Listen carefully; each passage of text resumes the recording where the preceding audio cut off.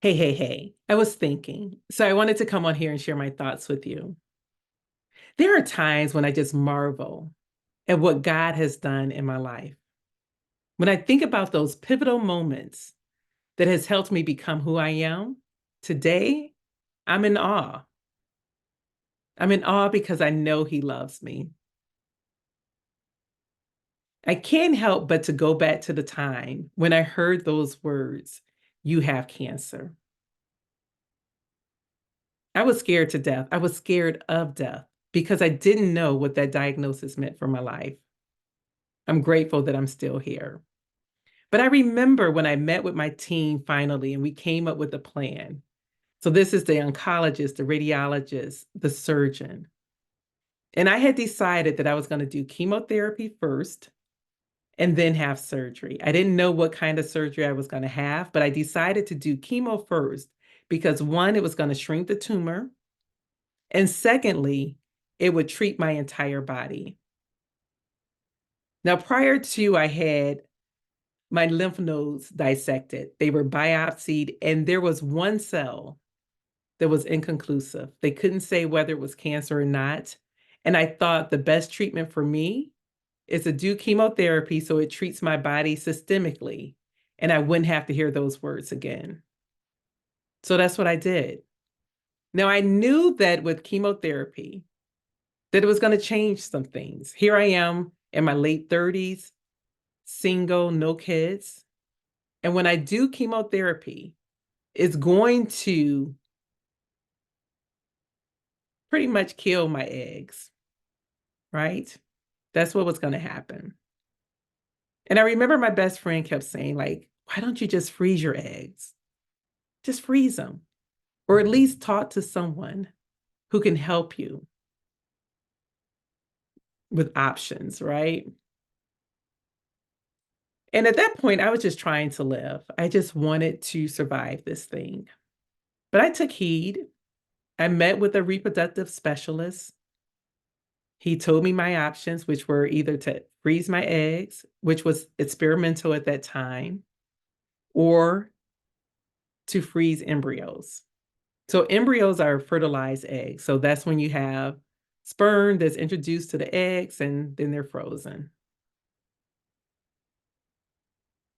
In order to have an embryo, you can only use sperm from your husband, your fiance, or a donor list.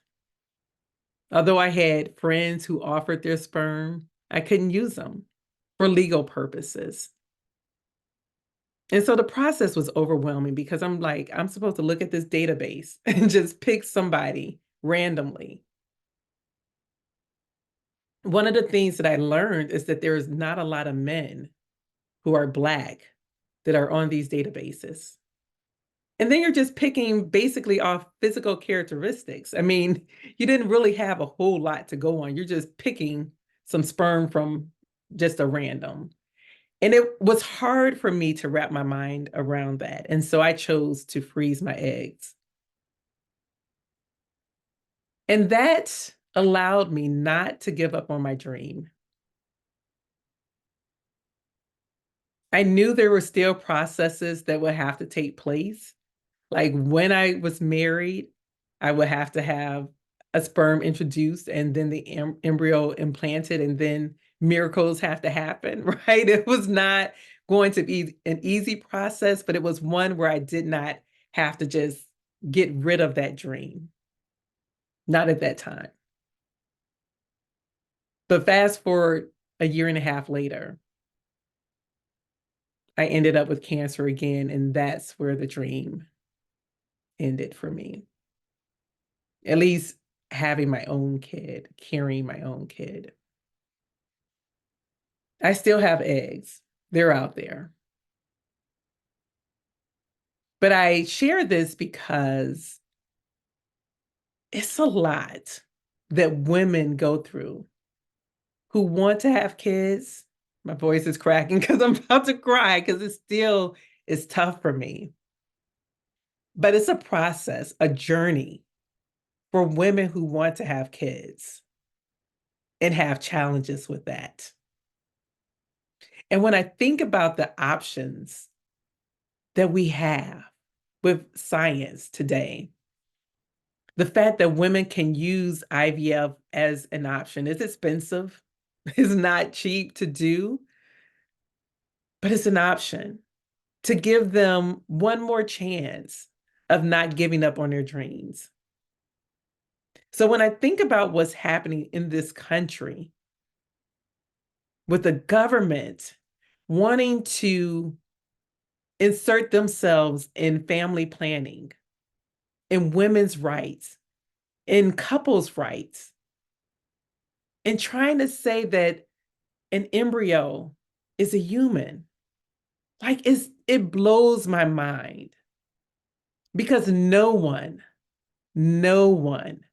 who goes through that entire process is doing it just for the sake of doing it. It's because they want a child. And most of the time, it doesn't happen for them.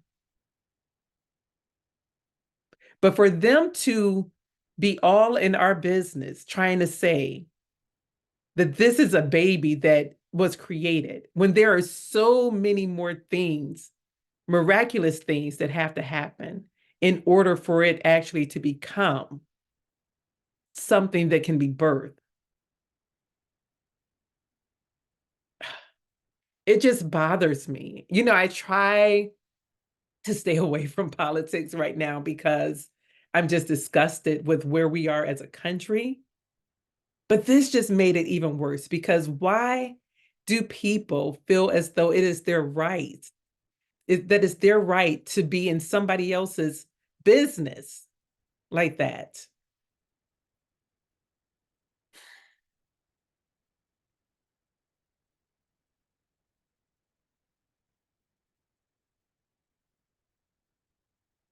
I truly am at a loss for words. But what I do know is that if someone does not use their embryo, it's not them getting rid of a baby. It's not a baby.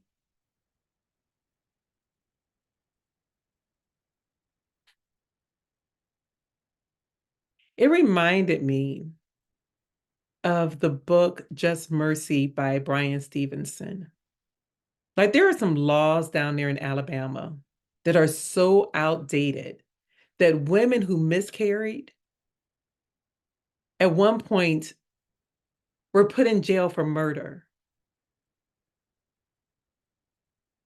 Why are we going backwards?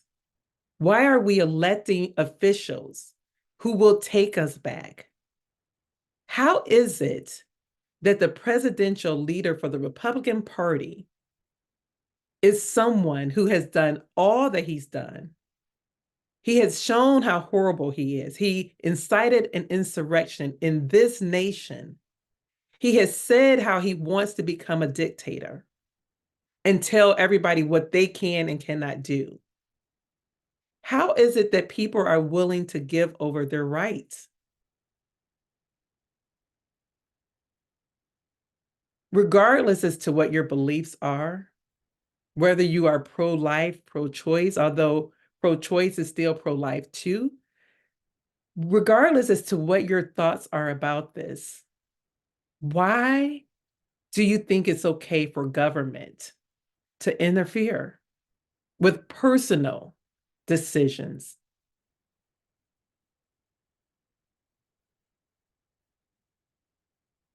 It's mind-boggling to me. And yeah, so I just wanted to come over here and share that because we have to do better. We have to do better. When I think about this race and the importance, how in sales, they say this is the most important career, quarter of your career. Like that's what they tell you every quarter. This is the most important career. I mean, I can't even talk about. There are times in sales where you hear, this is the most important quarter of your career. And that most important quarter is every quarter, right? But in regards to elections, especially presidential elections, This is the most important of your lifetime. This one here, because this is going to let us know if we will have a democracy or not. I hope your eyes are open. I hope you are using your mind to think things through, regardless as to how you may feel about President Biden, may feel about his age. Know that the other man is just as old.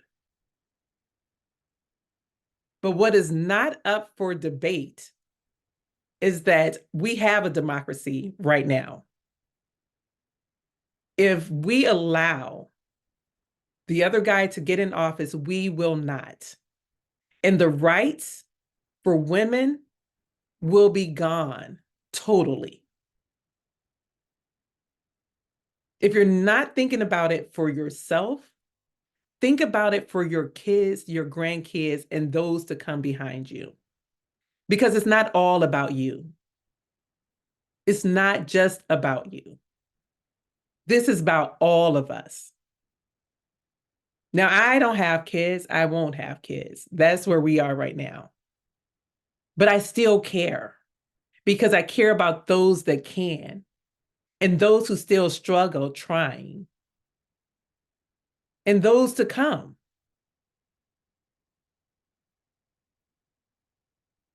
That is it. I don't know why I felt the need to share. I know it's personal. It's all in my book though. If you ever read my book, then you would know. But this is an important election. This is an important time. And I just want you all to look and see what is happening because it's not pretty. It is not pretty.